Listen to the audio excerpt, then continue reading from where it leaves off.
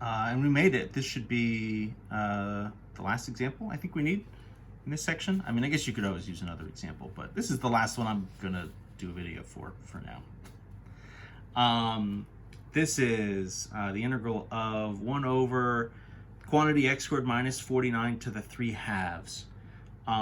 This is similar in spirit, a little bit at least, to the one that we did that had the quantity squared, right? You know, this is, you know, maybe not quite as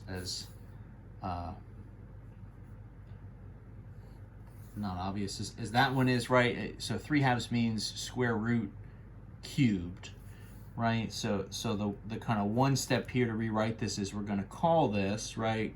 If I just sort of change the way it's written, root of x squared minus 49, and then I'll throw a cube around it. Right, so I still get my root there. It's just going to be a root cubed instead. This is, of course, right, our kind of secant style triangle. So we'll use that.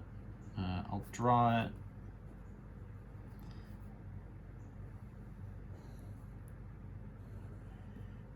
Semi-decent, right? So x is here. What's my a value?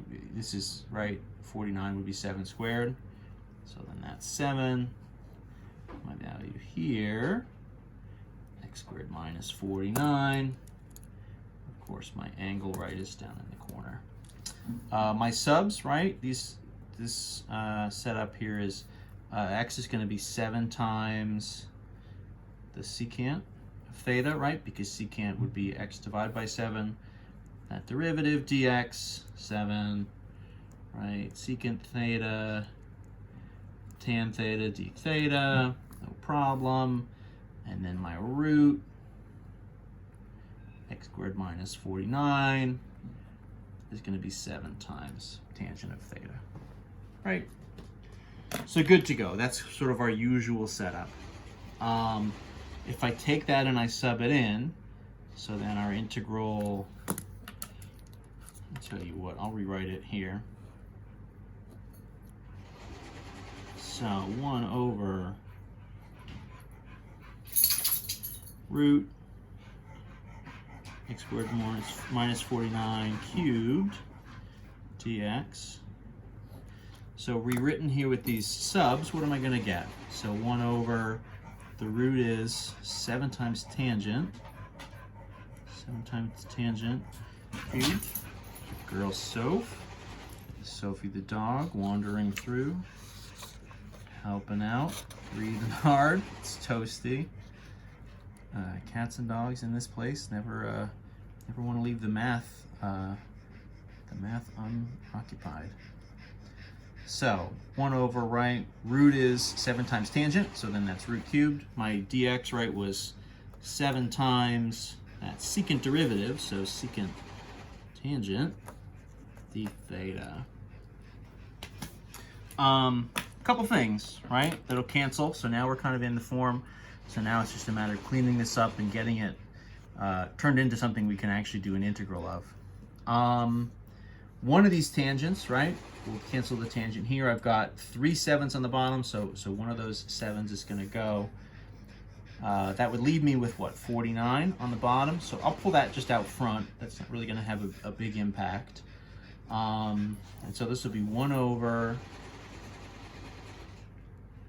tan squared times secant theta, d theta.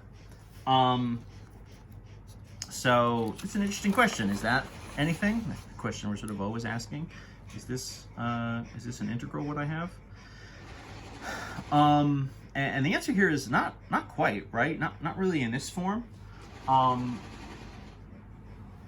You know, if you start to brainstorm a minute, you say, okay, I don't really have anything with secant.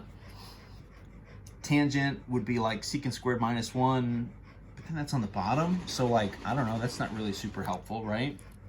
What the heck am I supposed to be doing here? And so one of the moves you can do that kind of is a fallback is you can essentially try converting everything into, to simplify it, try converting everything into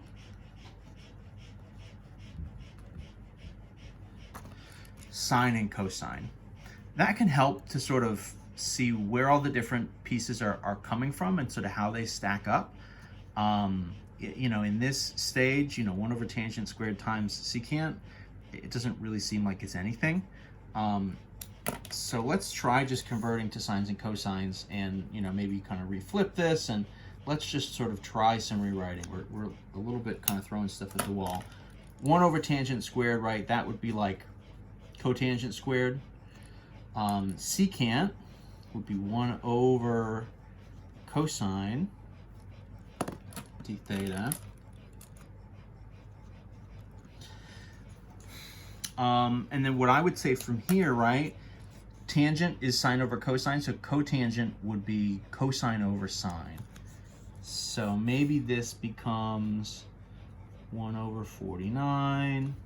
So it's like cosine squared theta over sine squared theta times 1 over cosine theta. This was like 2 or 3 steps, and it seems at first like all we're really getting out of this is just like one of the cosines goes away. So this is like 1 over 49. So this is like cosine theta over sine squared theta d theta. You know, this is maybe still at the stage where it's like, is this any better? I'm legitimately not sure. But what you can do here that actually will start to be legitimately helpful is you can say, okay, 1 over 49, along for the ride.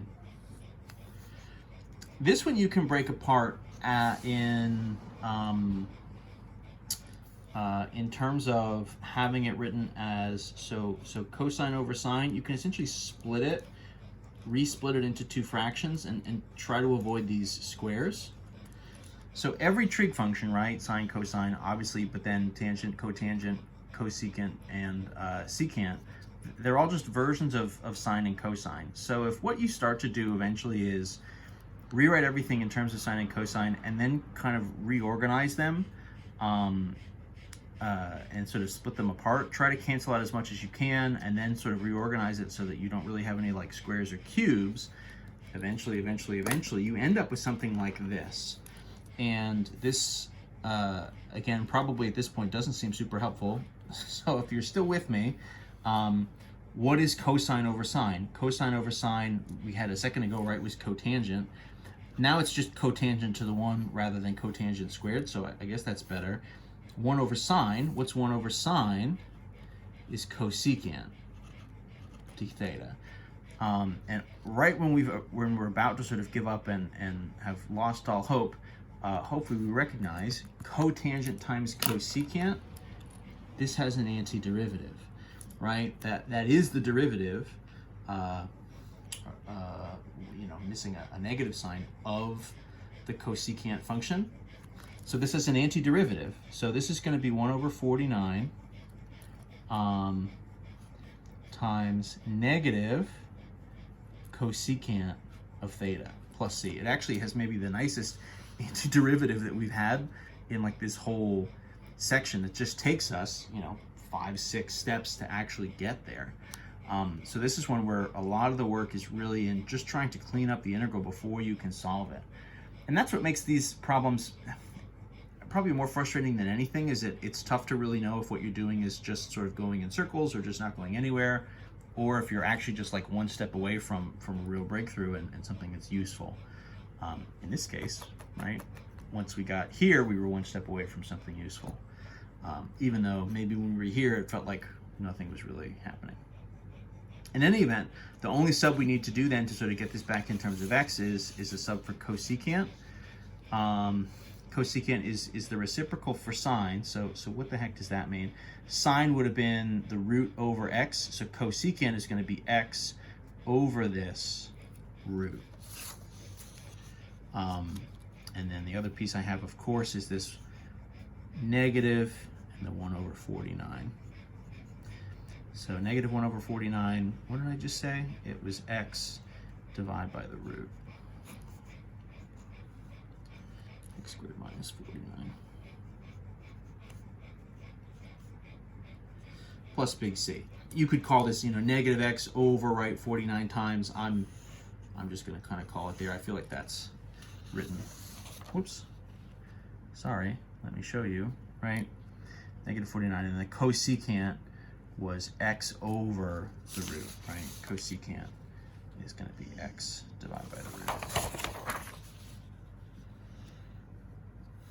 And that's our final answer. These are also the types of answers, right, where, you know, in theory you can sort of take the derivative and then go through simplifying that answer and trying to get back to where you started. But it's definitely going to be kind of a big ask. So I'm certainly not, excuse me, I'm certainly not going to ask you to do that, but it could be a fun exercise at some point just to kind of challenge yourself. So something to think about. Anyway, that's the end of 8.4. You know, those three forms, so those three triangle setups. Identifying just which one you're working with is kind of step one. Then just kind of subbing everything in is step two, and then trying to work on your cleanup is step three, and then that maybe goes for a while, maybe doesn't. And then just make sure you sub back into the x's using the triangle at the very end. All right, good luck. We'll see you next time.